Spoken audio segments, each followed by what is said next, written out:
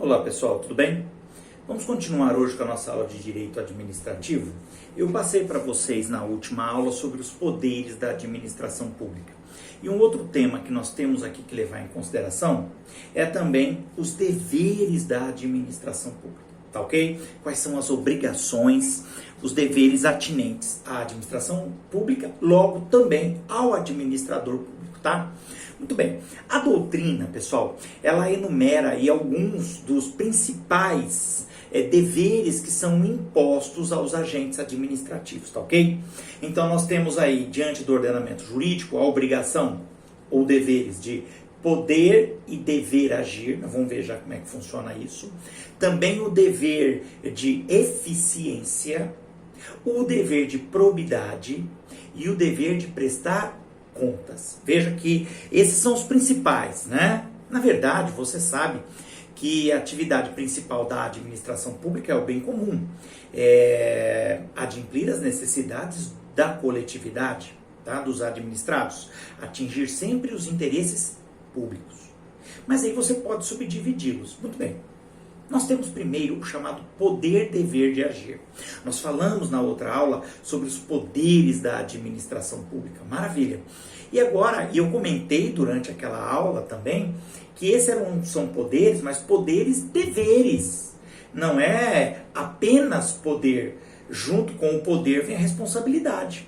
Veja, as competências administrativas, entenda competências como os poderes, por serem conferidos aí visando o atingimento, a busca de fins públicos, de uma finalidade sempre pública, implicam ao mesmo tempo um poder de desempenhar essas funções públicas e um dever de exercício dessas competências. Um dever, uma obrigação de utilizar esses poderes, de exercitar essas competências, tá ok? Poder este que o agente não pode dispor, tá? Ele, como eu disse, não são apenas poderes, são poderes deveres. Ele não pode dispor destes poderes. Ele obrigatoriamente não só pode usá-los, como ele deve usá-los na medida da necessidade. Muito bem. Decorrências aí desse poder-dever de agir. Os poderes administrativos, eles são irrenunciáveis, tá? Devendo ser obrigatoriamente exercidos pelos seus titulares. O servidor público, o administrador público, ele não pode renunciar aos poderes que a administração lhe dá e coloca as suas competências, porque no fundo são as suas obrigações. Então ele não pode abrir mão disso, ele deve desempenhá-los, ele deve utilizá-los. Outro ponto é que a omissão do agente diante de uma situação que exige a sua atuação caracteriza abuso de poder. Olha só, que poderá aí até resultar uma responsabilidade civil da administração pública e do próprio administrador. Veja que a sua omissão em utilizar dos seus poderes, isto é, de exercer as suas competências, pode levar a uma responsabilização não apenas do Estado, mas até do agente público. Tá entendido? Então é um poder-dever. Todos aqueles que nós vimos, tá bom? Temos também o chamado dever de eficiência. Isso aí, pessoal, nem precisava falar, né? Meio óbvio. Traduz aí na necessidade de um elevado padrão de qualidade na atividade administrativa. O administrador, o servidor, ele não tem apenas que atender a coletividade, ele deve atender bem. Veja, eu sempre falei nas aulas presenciais que o administrador, quando for construir uma ponte, ele não pode fazer uma simples ponte, ele tem que fazer uma ponte a melhor possível, tecnicamente, né, tecnologicamente, estruturalmente. Deve fazer isso no menor tempo possível, óbvio, e também buscando o menor valor, tá? A economia nos gastos. Isso tudo é eficiência. A imposição de que o administrador público e os agentes públicos tenham sua atuação pautada aí pela celeridade, pela perfeição técnica, pela economicidade, coordenação, controle, entre outros atributos. Quer dizer, é uma série, é um conjunto de aptidões que a administração, no caso o administrador e o agente, deve desenvolver. Por isso tem concurso. Por isso não é qualquer um que pode exercer cargo público, percebeu? Você tem concursos. Quanto maior a responsabilidade do cargo, mais difícil é o concurso público, para demonstrar aí habilidades, atribuições, para que ele possa exercitar aquela conduta. Mesma coisa para o administrador, por isso temos que escolher bem aqueles que são eleitos, tá? É preciso que haja aí uma certa competência para fazê-lo, tudo bem?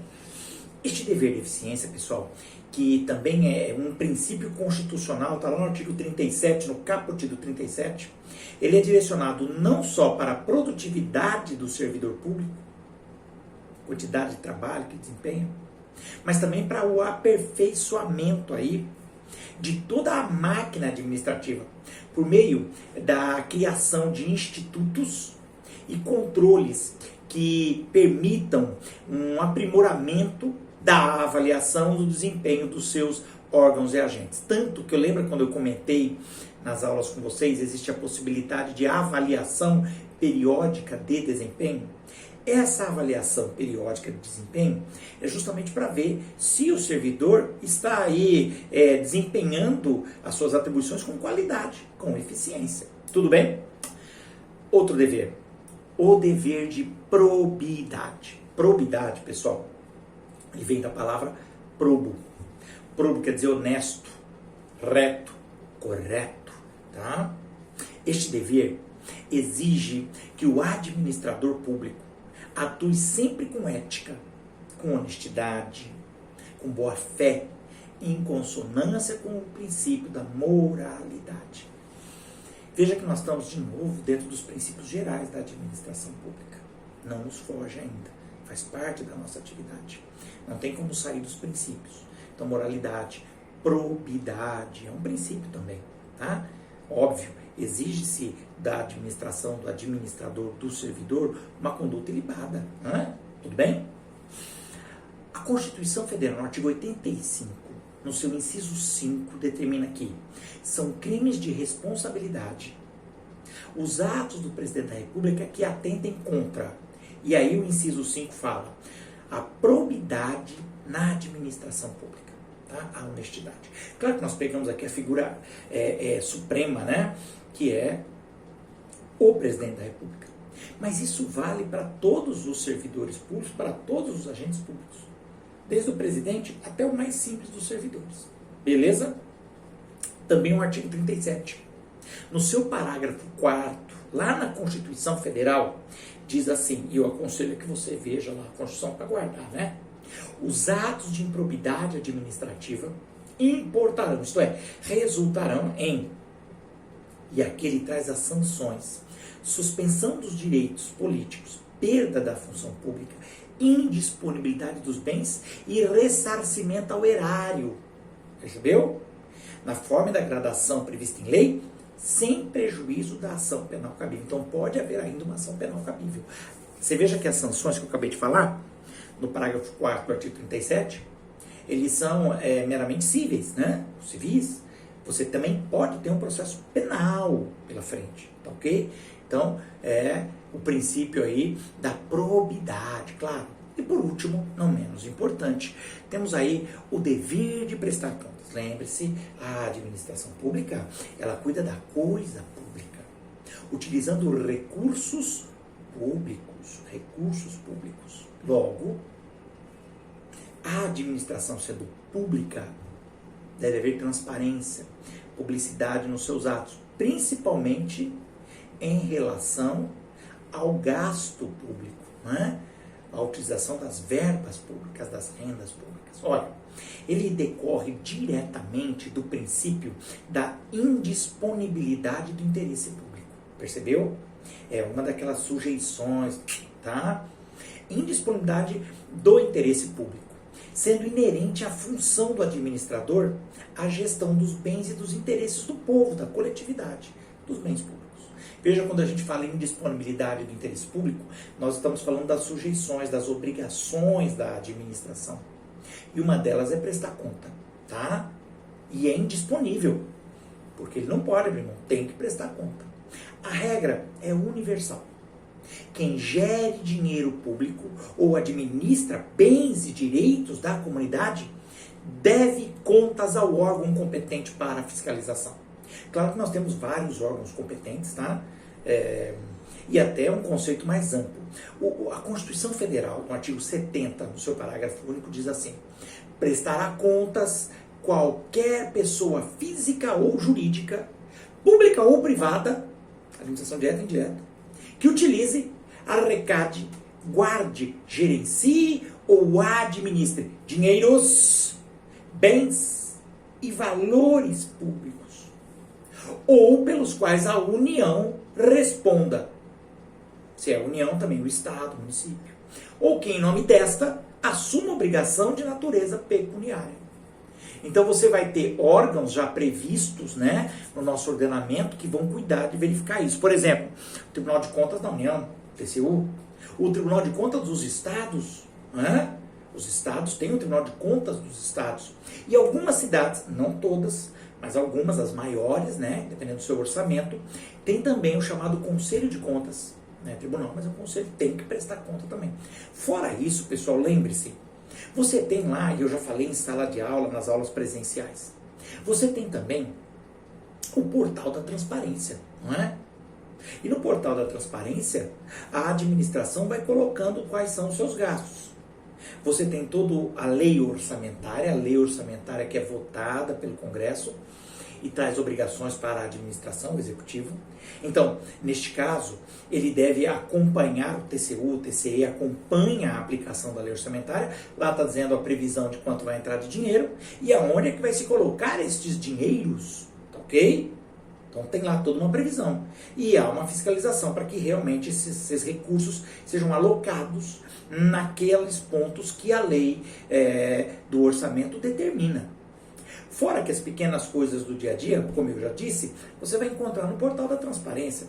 Tenta entrar no portal da transparência do seu município, do estado, até federal. Lá você vai ver quais são os recursos do orçamento, quanto dinheiro está entrando e aonde a administração vem alocando esses recursos, tá? Também muito importante. Demonstra aí, mais uma vez, esse dever de prestar contas.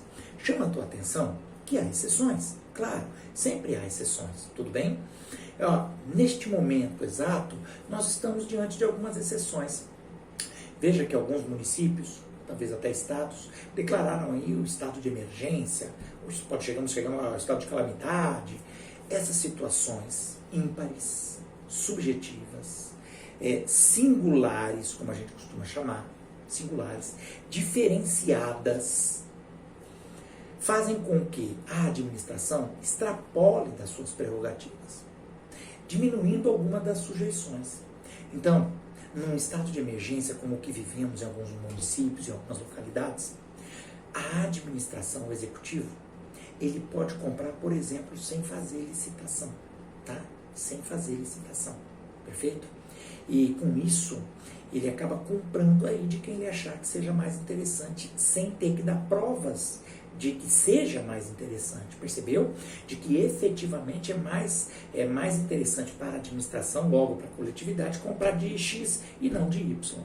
Mas de qualquer forma, mesmo sem a obrigatoriedade da licitação, ainda tem que prestar conta. Ele tem que dizer no que ele gastou esse dinheiro, aonde ele colocou a verba. Então, se eu comprei algum equipamento, alguma coisa, eu tenho que dizer quanto eu paguei e de quem eu comprei. Isso é prestação de contas. Então, veja, esse estado aí de emergência retira a obrigatoriedade da licitação, mas não retira de prestar contas, tá certo? Tudo bem, prestar conta ele tem que dizer quanto ele gastou, quanto ele pagou. Apesar de que aqui, de novo, tudo tem exceções, algumas exceções discutíveis. Nós vimos, por exemplo, que no estado do Rio de Janeiro o governador tem gasto alguns valores aí, pelo que eu vi, não fui atrás para confirmar de forma mais objetiva, mais direta, mas as informações que nós temos é que algumas dos gastos estão sendo feitos de forma sigilosa.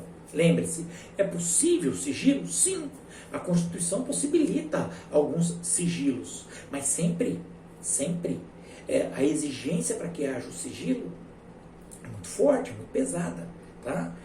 O sigilo tem que ser imprescindível à segurança do Estado e da sociedade. É isso que está escrito na Constituição Federal. Se, claro, a autoridade conseguir provar essa necessidade de segurança para o Estado e para a sociedade, ele pode tornar um gasto sigiloso. Tudo bem? Nós já tivemos isso na história. Mas fica aqui só a nossa pequena exceção e para a gente fazer um comentário sobre isso, ok? Muito bem.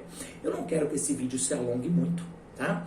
É um vídeo que eu quero fechar a parte dos poderes. Veja que isso aqui é uma consequência dos poderes. Do mesmo jeito que tem poderes, tem deveres, né? Regime jurídico administrativo, privilégios e sujeições, supremacia do interesse público e indisponibilidade dos bens públicos, dos interesses. Então, para fechar essa matéria, eu queria só colocar esse vídeo. Não é um vídeo grande, é um vídeo um pouco menor, tá? É só para que vocês compreendam isso. Tudo bem? Tá ok? Espero que eu tenha sido bastante claro. Qualquer dúvida, eu estou no WhatsApp, tá? Para que a gente possa discutir as dúvidas que apareçam. Lembrando, esse vídeo, como os demais, eu estou colocando atualmente no YouTube, porque a nossa sala virtual no Classroom, onde nós estávamos colocando os vídeos, ela agora saturou. Tá? Parece que há um espaço de armazenamento não muito grande, limitado, e agora eu não consigo mais colocar mais vídeos, e eu não quero retirar os vídeos que já estão lá. Então agora eu estou colocando somente aqui no YouTube, tá certo? Conto aí com um alôzinho de vocês, tá bom? Forte abraço, bons estudos!